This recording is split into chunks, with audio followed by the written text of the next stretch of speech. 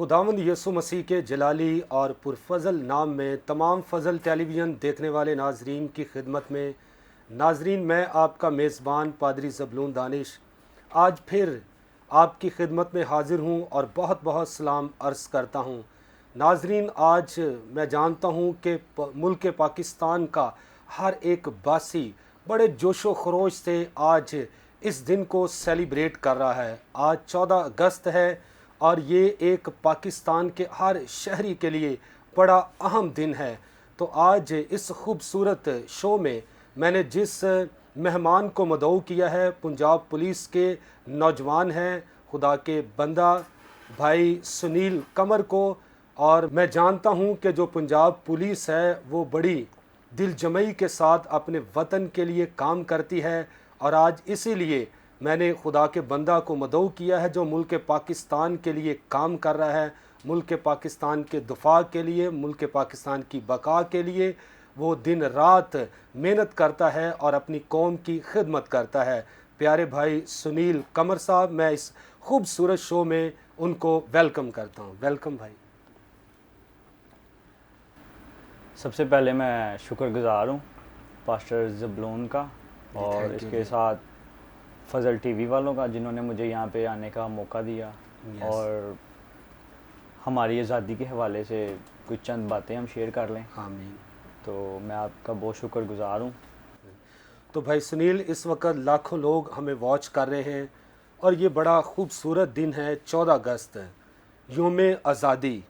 और हम देखते हैं कि पाकिस्तान का हर कोई बच्चा है, बड़ा है, जवान है, नौजवान है, बहन है, भाई है और आज के दिन के लिए उनका दिल खुशी से मुनव्वर है इस सबब से कि ये 14 अगस्त पाकिस्तान के हर शहरी के लिए आज़ादी का दिन है। तो मैं चाहता हूँ कि इस खूबसूरत आज़ादी के दिन के ताल्लुक़ से आप इस पुरफजल बातें शो के स्टार्ट में क्या हमारे नाजरीन को कहेंगे? देखिए जी, सबसे पहली बात यह है कि आज़ादी जो है नेमत खुदावंदी है। यस। और दुनिया जहान की आज़ाइशें अगर मैं आपके सामने रख दूं यस और एक तरफ आज़ादी रख दूं तो आप किसको सेलेक्ट करेंगे? उम्मीद है कि आप आज़ादी को बेशक, क्योंकि आज़ादी एक बहुत बड़ी नेमत है। आज़ादी के बगैर कुछ भी नहीं है। यस। और पाकिस्तान बनने से पहले हमारे जो आबा व अजदाद थे उन्होंने बड़े जुल्म सुतम हुए हैं, उन पे उन्होंने बड़ी कुर्बानियाँ दी हैं। यस। हमारे जो लीडर थे कायद आज़म मोहम्मद अली जिन्ना, यस। उन्होंने कड़ी मेहनत की बेशक। और बहुत कुर्बानियाँ दे के फिर जो हमारा पाकिस्तान है वो अर्ज़ वजूद में आया है। यस। तो अगर इसका पस मंज़र देखा जाए 14 अगस्त का, जी जी, कि जब हिंदुस्तान और पाकिस्तान इकट्ठे थे, और बेसिकली मैं पूछना चाहता हूँ 14 अगस्त की हिस्ट्री क्या है, इस ताल्लुक से आप क्या नाज़रीन को कहेंगे? अच्छा, 14 अगस्त 1947 की हिस्ट्री ये है कि उस वक़्त हमारा जो पाकिस्तान का जो मुल्क था वो आज़ाद नहीं था। यहाँ पे सारे लोग बड़े सगीर में इकट्ठे रहा करते थे, ठीक है। और उस वक़्त जिसकी हुकूमत थी वो अंग्रेज़ लोग थे। उस वक़्त अंग्रेज़ लोग बड़ा जुल्म सितम किया करते थे। और उसके बाद फिर जो हमारे बानी कायद आज़म मोहम्मद अली जिन्ना और अल्लामा इकबाल जो शायर मशरिक़ है, उन्होंने अनथक मेहनत की। और उसके बाद हमारे आबा व अजदाद थे, अपने जो मसीही लोग थे, हमारी जो लीडरशिप थी सारी, जो एसोसिएशन बनी हुई थी ऑल इंडिया। तो भाई सुनील, यहाँ पर बेशुमार लोग हमें वॉच कर रहे हैं, तो 14 अगस्त के ताल्लुक से आप क्या हमारे नाजरीन को कहेंगे? आप तो इस खूबसूरत शो में मौजूद हैं, अगर आपको बचपन में थोड़ा सा जाना पड़े, उस वक़्त आप किस तरह इसको सेलिब्रेट करते थे, किस तरह देखते थे? बचपन में ये होता था कि जब 14 अगस्त आने वाली हुआ करती थी तो हम बड़े खुश हुआ करते थे कि हमें ये होता था कि हम अपने घर में झंडियाँ लाएं और हम घर वालों से पैसे मांगते थे। तब इतने ज़्यादा पैसे वगैरह नहीं थे चलते, 2 रुपये चलते थे या 10 रुपये, 10-20 रुपये जो हमें पॉकेट मनी वगैरह मिलती थी, हम उसको आपस में जमा करके बहन भाई तो हम झंडियाँ वगैरह लाते थे। और हमें ये होता था कि हम एक बड़ा सारा फ्लैग लाएँ और अपने घर पे लगाएँ। तो इसके साथ कोई जो आजकल जो बाजे हैं, जो अब तो खैर काफ़ी बड़े बड़े बाजे हैं ना, लेकिन उस दौर में बाजे थोड़े छोटे छोटे हुआ करते थे, तो हमें बड़ा शौक होता था कि हम भी ना बाजा वगैरह बजाएं साथ में अपना फ्लैग लेके, तो उसको हम परचम अपने पाकिस्तान का हिलाएं। और बड़े अच्छे दिन हुआ करते थे। खैर अब तो हम इस फील्ड में आ गए हैं। तो आज देखा जाए तो बड़ी बड़ी इमारतें सजाई जाती हैं, जैसे आप बता रहे झंडियाँ, तो आज भी बच्चे क्या कह लें कि झंडियाँ लेकर अपने घरों को सजाते हैं।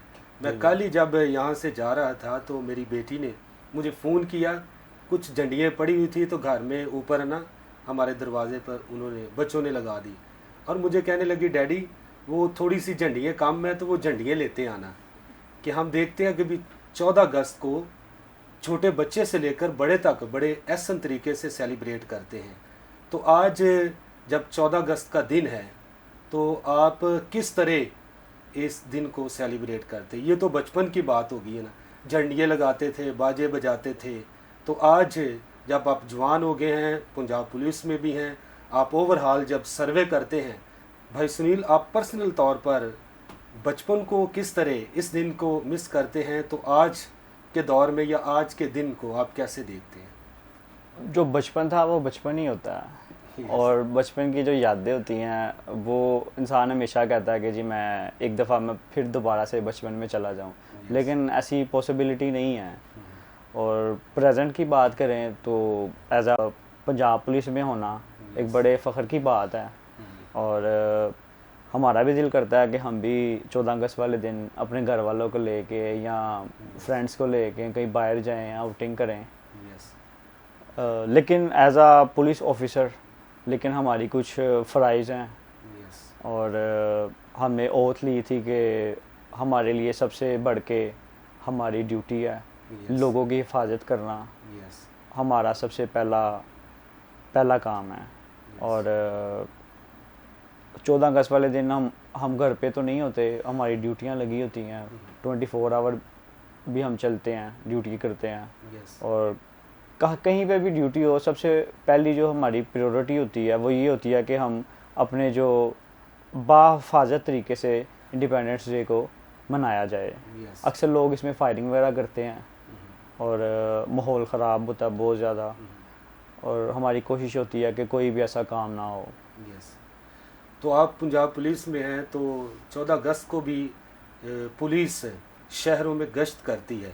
जी जी। तो मैं ये पूछना चाहता हूँ कि गली मोहल्लों में, बाज़ारों में किस तरह लोग, बच्चे, बड़े, जवान, बहनें, भाई इस दिन को सेलिब्रेट करते हैं? उनके क्या एहसासात, क्या जज्बात होते हैं?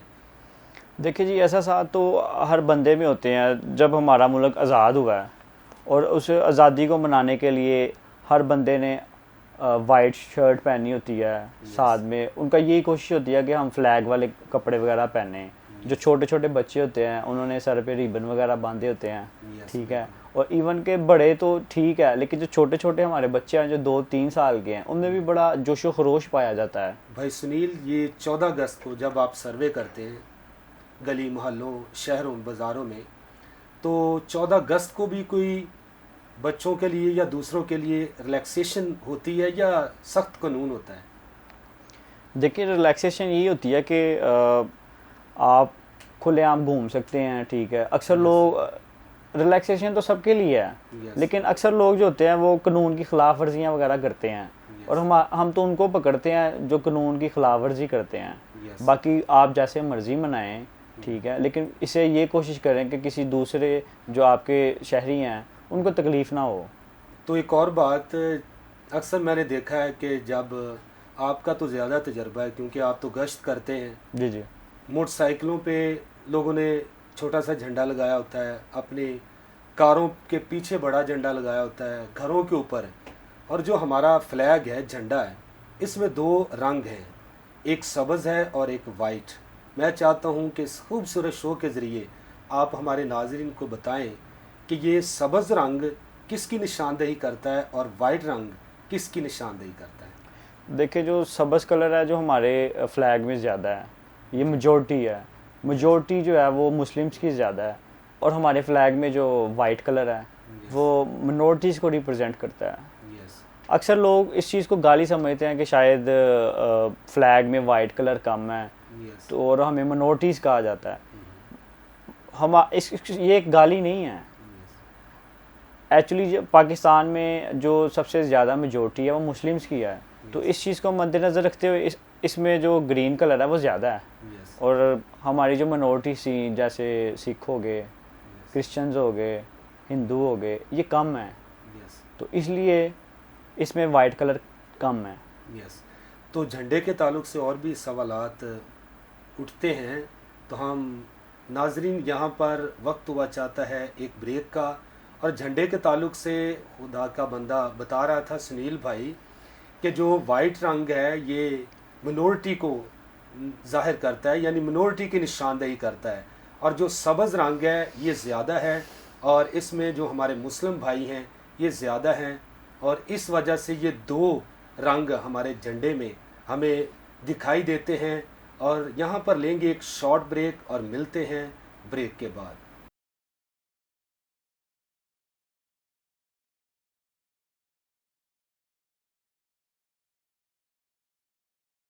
वेलकम बैक नाजरीन, आप देख रहे हैं प्रोग्राम पुरफजल बातें। तो हम इस 14 अगस्त के दिन पर बात कर रहे थे। हमारे मुल्क पाकिस्तान का फ्लैग जो है इसमें दो रंग थे। ब्रेक पर जाने से पहले भाई बता रहे थे जो वाइट रंग है ये मिनोरिटी को जाहिर करता है और सब्ज़ मेजॉरिटी को। तो ये तो भाई सुनील आपने बता दिया। इस वक्त बहुत से बच्चे और बड़े सारे हमें वॉच कर रहे हैं, तो मैं चाहता हूँ कि हमारा एक कौमी तराना भी है पाकिस्तान का। हाँ जी, बिल्कुल। और अक्सर बच्चे पकड़कर उस कौमी तराने को गाते हैं और परचम को लहराते हैं। तो मैं ये चाहता हूँ कि कौमी तराने के ताल्लुक से आप क्या कहेंगे, ये किसने लिखा है, और जब ये गाया जाता है तो लोगों के दिल जोश से भर जाते हैं। और 14 अगस्त को तो ख़ास तौर पर इसको क्या कह लें बड़े जोश व खरोश से गाया जाता है। इस ताल्लुक से आप क्या कहेंगे? जो हमारा नेशनल एंथम है यस। वो हफीज़ जलंधरी ने लिखा था, ठीक है, और उस वक़्त पर्शियन में इसको लिखा गया था, लेकिन उसके बाद इसको ट्रांसलेशन किया गया और अब हम इसको उर्दू में गाते हैं और मनाते भी हैं। यस। तो ये जो झंडा है इसको डिज़ाइन किसने किया था, इस ताल्लुक से आप क्या कहेंगे? जैसा कि मैंने आपको पहले भी बताया कि हमारा जो सब्ज़ हलाली परचम है यस। इसमें दो कलर हैं, यस। एक ग्रीन है और एक वाइट कलर है। मिनोरिटी और मेजॉरिटीज़ को थोड़ा सा इन्होंने सेपरेशन किया गया इसमें ना, इस चीज़ को मद्देनज़र रखते हुए इसमें दो कलर हैं। यस। और इसको सैयद अमीरुद्दीन ने बनाया था, उन्होंने डिज़ाइन किया था। और जो हरा कलर है हमारा वैसे भी ये खुशी को ज़ाहिर करता है, उम्मीद को ज़ाहिर करता है ये। यस। और जो सफ़ेद कलर है ये अमन और पकीज़ा कलर है एक। तो भाई सुनील, हमारे जो बुज़ुर्ग पीछे गुज़र गए हैं, जो पाकिस्तान के लिए जिन्होंने बड़ी जद्दोजहद की, बड़ा उनके अंदर जज्बा पाया जाता, बिल्कुल। अपनी कुर्बानियाँ भी दी पाकिस्तान बनने से पहले। मैं चाहता हूँ कि हमारे नाजरीन को ये बताएं कि जो मसीही कौम के बुज़ुर्ग हैं उन्होंने पाकिस्तान के लिए क्या उनका किरदार था, क्या उन्होंने काम सर अंजाम दिया? जो वो टाइम था वो बड़ा ही मुश्किल और कठिन दौर था, बड़ा कुर्बानियों के दिन थे, और किसी के लिए कुर्बान होना बड़ी बात होती है। कोई भी अपनी जान नहीं देता। उस दौर में जो हमारे बानी थे काज़ी आज़म मोहम्मद अली जिन्नाह और उनकी जो मुस्लिम लीग थी, हमारे जो मसीही जो बुज़ुर्गान हैं, हमारे अब्बा व अजदाद, उन्होंने इसको बड़ा सपोर्ट किया था उस वक़्त में।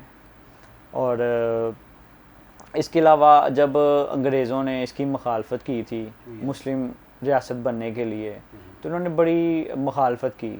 उस दौर में हमारी एक एसोसिएशन हुआ करती थी जिसका नाम ऑल इंडिया क्रिश्चियन एसोसिएशन था। उसने काज़ी आज़म मोहम्मद अली जिन्नाह को मुकम्मल यकीन दहानी दिलाई कि हम आपको सपोर्ट करेंगे। उन्होंने बड़ा सपोर्ट किया, बड़ी कुर्बानियाँ दी, और बड़ी कत्लो गारत के बाद, बड़ी जंगों के बाद, फिर उस वक़्त उसके बाद जाके हमारा जो पाकिस्तान है अर्ज़ वजूद में आया। तो पाकिस्तान जब वजूद में आ गया उसके बाद हमारे जो मसीही कौम के बच्चे, नौजवान, जिस तरह आप भी पंजाब पुलिस में है, पाकिस्तान के लिए बड़ा काम कर रहे हैं। तो आज जदीद दौर में जो आपके सर्वे के मुताबिक या आपकी दानिश के मुताबिक किस तरह हमारे बुज़ुर्ग या नौजवान मुल्क पाकिस्तान के लिए काम कर रहे हैं? देखिए, हमारे मुल्क पाकिस्तान में इस वक्त जितने भी अदारे हैं, जो सरकारी अदारे हैं या प्राइवेट्स हैं, उनमें कहीं ना कहीं तकरीबन हर शोबे में हमारे जो मसीही लोग हैं वो कहीं ना कहीं बैठे हैं, काम कर रहे हैं, मुल्क की खिदमत कर रहे हैं। ठीक है। और जो हमारे जो पाकिस्तान में सबसे पहले सुप्रीम कोर्ट के चीफ जस्टिस AR कॉर्नेलियस था। ठीक है। इसके अलावा पाक फ़ज़ाइया में भी हमारे लड़ाकू पायलट रहे हैं। उनका नाम सिसल चौधरी हुआ करता था। ठीक है। और इस वक्त वकील हैं, जज हैं, पुलिस में हैं, जितने भी तकरीबन सारे हमारे अदारे हैं वो सब में हमारे मसीही लोग खिदमत कर रहे हैं। तो अच्छा भाई सुनील, पाकिस्तान बनने में बड़े बुज़ुर्गों ने काम किया है मसीही।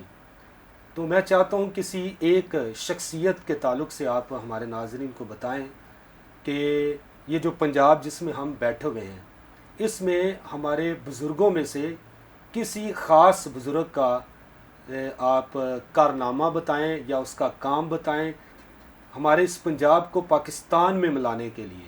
मैं चाहता हूं कि हमारे नाज़रीन को आप बताएं। उस वक्त ये तय पाया था कि जो मुस्लिम अक्सरियत के इलाके हैं वो पाकिस्तान में शुमार किए जाएंगे और बाकी जो हैं वो इंडिया में चले जाएंगे। उस वक्त जब पंजाब असम्बली में पंजाब के हवाले से वोटिंग हो रही थी, तो इंडिया और पाकिस्तान की वोटिंग तकरीबन सेम थी पंजाब के लिए। तो इंडिया और पाकिस्तान में वोटिंग बराबर हो गई, सिर्फ एक वोट का डिफरेंस था। उस वक्त हमारे कौमी असम्बली के स्पीकर थे, उन जो हमारे मसीही बुज़ुर्ग थे, जिनका नाम दीवान बहादुर SP सिंह है। उस वक्त उन्होंने वोट डाला और हमारा जो पंजाब है उनके सिर्फ एक वोट कास्ट करने की वजह से पाकिस्तान में शुमार किया गया। और कह लें कि उनकी बड़ी अजीम कुर्बानी है, उनके एक वोट की वजह से ही आज हम यहाँ पंजाब में बैठे हैं और आपस में हम गपशप लगा रहे हैं स्टूडियो में। तो भाई सुनील, आज 14 अगस्त है, लोग इस वक्त भी पूरे पाकिस्तान के अंदर शहरों में, गांव में, वादियों में, देहातों में इस दिन को सेलिब्रेट कर रहे हैं। तो सवाल तो थोड़ा सा सख्त भी है कि नौजवान जो है वन विलिंग करते हैं, जानों का ज़िया भी होता है। बिल्कुल। तो आप किस तरह इसकी रोकथाम करते हैं? तो इस ताल्लुक़ से आप पहले क्या अमल दरामद करते रहे हैं और इस दफ़ा इस पे किस तरह आपने काम किया है? देखें जी, हमारी किसी के साथ कोई ज़ातियात नहीं है। अक्सर लोग वन विलिंग करते हैं, जो छोटे छोटे बच्चे होते हैं, अभी थोड़े से जवान होते हैं, बाइक चलाना शुरू कर देते हैं। और अक्सर ये विलिंग जब करते हैं खुलेआम रोड पे, तो ख़ुद तो ये एक्सीडेंट करते हैं, साथ जो आम लोग जा रहे होते हैं उनका भी नुकसान होता है। और बहुत सारे हादसा दरपेश आते रहते हैं और हम लोगों को इसलिए रोकते हैं ताकि अपनी जान की हिफाजत भी करें और साथ जो दूसरे शहरी हैं उनकी भी हिफाजत की जाए। और अक्सर मैंने देखा कि माँ बाप की इकलौती औलाद होती है और वो भी इस वन विलिंग की वजह से हाथ धो बैठते हैं अपनी औलाद से। तो कह लें कि ये बड़ा संगीन जुर्म है, इसके साथ बड़ी जानों का ज़िया होता है, बड़े बड़े एक्सीडेंट हो जाते हैं। ठीक है, टांगें टूट जाती हैं। आप बिलीव करें, मैंने ऐसे ऐसे एक्सीडेंट देखे हैं कि आप उनको देख नहीं सकते, अपनी खौफ आता है, इतना ब्लड होता है, आपको क्या बताएं। तो भाई सुनील, इस वक्त जो नौजवान ख़ास तौर पर हमें वॉच कर रहे हैं, मैं चाहता हूं कि वन विलिंग के ताल्लुक़ से आप उनको स्पेशली क्या इस 14 अगस्त पर मैसेज देना चाहते हैं कि आप 14 अगस्त को वन विलिंग ना करें? क्या आपके दिल में है, एहसासात हैं नौजवान बच्चों के लिए? मैं चाहता हूं कि आप इस खूबसूरत शो के ज़रिए उन बच्चों को क्या पैगाम देंगे? देखें, मैं अपने जो नौजवान भाई हैं जो विलिंग का बड़ा शौक़ रखते हैं, मैं उनको ये पैगाम देना चाहूँगा कि अपनी जान की भी हिफाजत करें और अपने जो शहरी हैं उनकी भी हिफाजत करें। चलें, अपना नहीं तो कम से कम अपने माँ बाप, बहन भाइयों का ही सोच लें। तो अच्छा सुनील भाई, लास्ट पे इस शो के मैं चाहता हूँ कि इस वक्त पहले तो आपने नौजवानों को कहा है कि वन विलिंग ना करें, क्योंकि अपनी जान का भी नुकसान करते हैं, दूसरे की जान का नुकसान हो जाता है, माँ बाप परेशान हो जाते हैं, मायूस।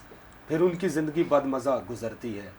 तो इस खूबसूरत डे पर मैं चाहता हूँ ओवरऑल आप बहनों को, भाइयों को, पाकिस्तान के हर एक बासी, हर एक शहरी को आप क्या इस खूबसूरत शो के लास्ट पर मैसेज देना चाहते हैं? ये जो हमारा मुल्क आज़ाद हुआ है 14 अगस्त, इस पे मैं लोगों को ये मैसेज देना चाहता हूँ कि सबसे पहली जो बात है, हमारे अंदर एक यूनिटी होनी चाहिए। हमारे जो मुल्क पाकिस्तान में जितने भी मज़ाहब हैं उन सबको एक होना चाहिए, ताकि जो बरूनी हमारी जो ताकतें हैं वो हम पे हमलावर ना हो। जब तक हम एक नहीं होंगे हम कमज़ोर हो जाएंगे। और मैं अपने जो बहन भाई हैं जो इस वक्त आज़ादी मना रहे हैं, मैं उनको ये कहना चाहूँगा कि आप एक झंडा इस दफ़ा एक छोटा ले लें, साइज़ थोड़ा सा छोटा कर लें और उसकी जो कॉस्ट है वो थोड़ी सी कम कर लें, और एक छोटा सा एक पौधा ले लें। और ताकि हमारा जो मुल्क है, जिस तरह हमारा जो सब्ज़ हलाली परचम ग्रीन रहा है, इसी तरह हमारा मुल्क भी ग्रीन ग्रीन रहे, ताकि जो हमारे मुल्क की आबो हवा है वो आपके लिए अच्छी हो जाए। तो थैंक यू वेरी मच भाई सुनील, आपने अपना कीमती वक्त निकाला और इस वक्त फजल टेलीविज़न देखने वाले नाजरीन को आपने 14 अगस्त के ताल्लुक़ से बड़ी खूबसूरत बातें बताई। और नाजरीन मैं बताना चाहता हूँ कि लास्ट पे प्यारे भाई ने बताया कि इस वक्त आप अपना जो फ्लैग ख़रीदते हैं वो छोटा ले लें जिस तरह ये है। और इसके साथ हमारे मुल्क के पाकिस्तान के वज़ीर आज़म ने भी ये तहरीक चलाई है कि आप अपने अपने घर में एक पौधा लें, एक गमला लें, उसको लगाएं। तो मैं भी ये चाहता हूँ कि जिस तरह ये हमारे पास एक छोटा सा गमला पड़ा हुआ है और इसके अंदर 2 फ्लैग लगे हुए हैं, तो आप 2 नहीं, एक झंडा लगा दें, लेकिन एक पौधा भी अपने घर में या अपनी गली में ज़रूर लगाएं, क्योंकि हमारा मुल्क भी सरसब्ज़ और हो जाए। और इस दिन को जिस तरह आप खुशियों के साथ मना रहे हैं, सेलिब्रेट किया जा रहा है, और हर बच्चे के अंदर, बड़े के अंदर, बूढ़े के अंदर एक बड़ा जोश व खरोश पाया जाता है, तो आप इसको बड़े खूबसूरत और एहसन तरीके से इस दिन को सेलिब्रेट कीजिए। और लास्ट पर मैं ये कहना चाहता हूँ कि बाइबल मुक़द्दस भी बताती है आज़ादी के ताल्लुक़ से, लिखा है कि सच्चाई से वाकिफ़ हो और सच्चाई तुम्हें आज़ाद करेगी। यसु मसीह जो खुदा का बेटा, खुदा का कलमा सच्चाई है। और लास्ट पर मैं यही कहना चाहता हूँ कि यसु मसीह पर ईमान रखिए, अपने गुनाहों से तौबा कीजिए और अपने गुनाहों से आज़ाद हो जाइए। और जो मसीह पर ईमान रखता है, बाइबल कहती है कि खुदा उसके गुनाह मुआफ़ कर देता है और हमेशा हमेशा के लिए वो आज़ाद हो जाता है। और वो जो मसीह पर ईमान रखता है गुनाहों से आज़ाद हो जाता है, बाप उसे अपने बेटे और बेटियां बना लेता है। आखिर में मुल्क पाकिस्तान के हर एक वासी, हर एक शहरी को इस खूबसूरत डे पर मुबारकबाद देना चाहता हूँ। मेरी तरफ से, प्यारे भाई सुनील कमर की तरफ से, आप सबको 14 अगस्त की ढेरों खुशियाँ मुबारक हो।